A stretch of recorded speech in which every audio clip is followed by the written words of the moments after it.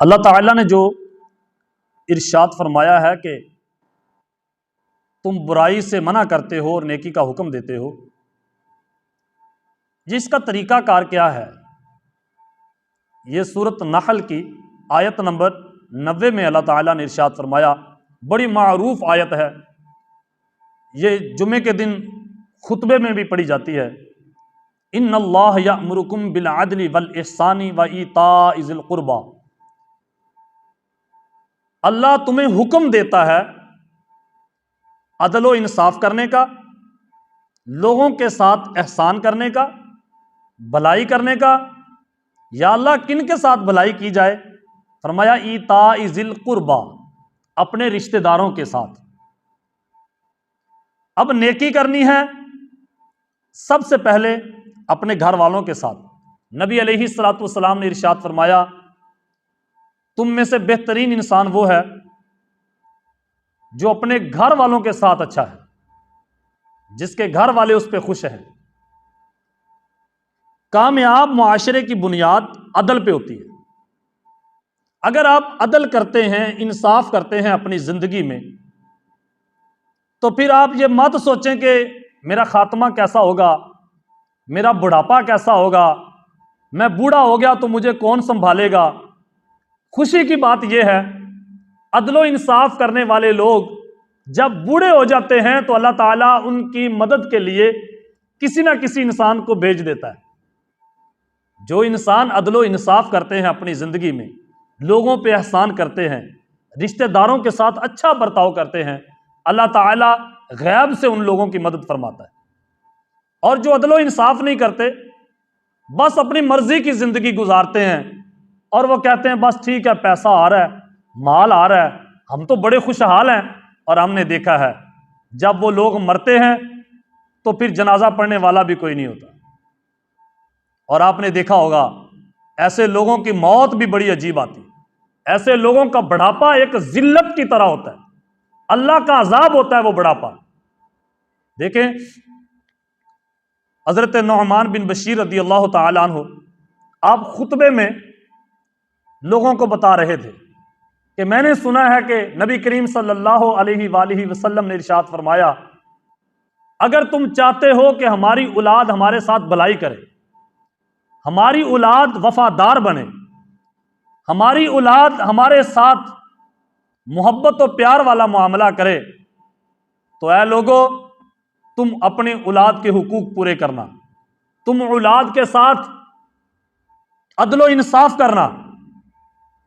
آپ فرماتے ہیں کہ ایک دفعہ میں نے اپنے بیٹے کے لیے ایک مہنگا تحفہ دینے کا ارادہ کیا۔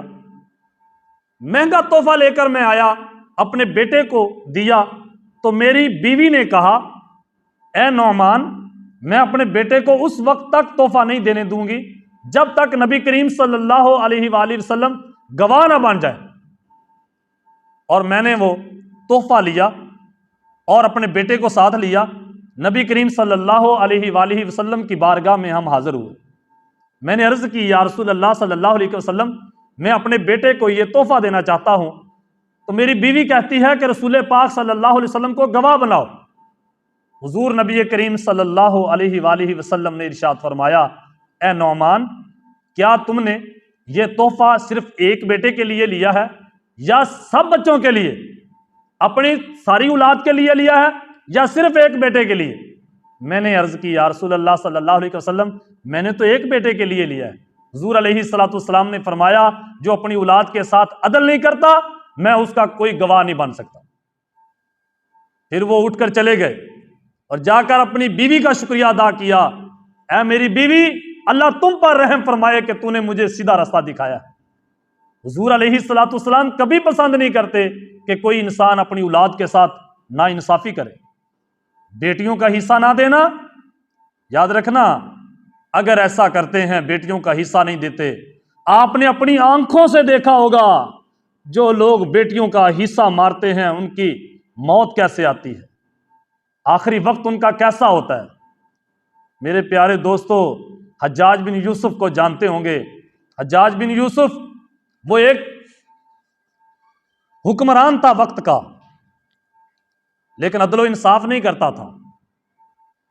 عدل و انصاف نہ کرنا یہ ظلم ہے قوم پر.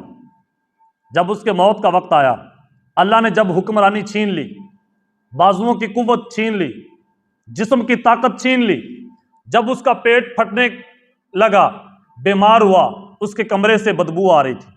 بڑے بڑے حکماء، بڑے بڑے طبیب آئے اور کہنے لگے اے حجاج تیرا کوئی علاج نہیں ہے، تیرے اوپر مصیبت، تیرے اوپر بیماری یہ زمینی نہیں ہے، تیرے اوپر عذاب آسمانی ہے، اس کا کوئی علاج ہمارے پاس نہیں ہے.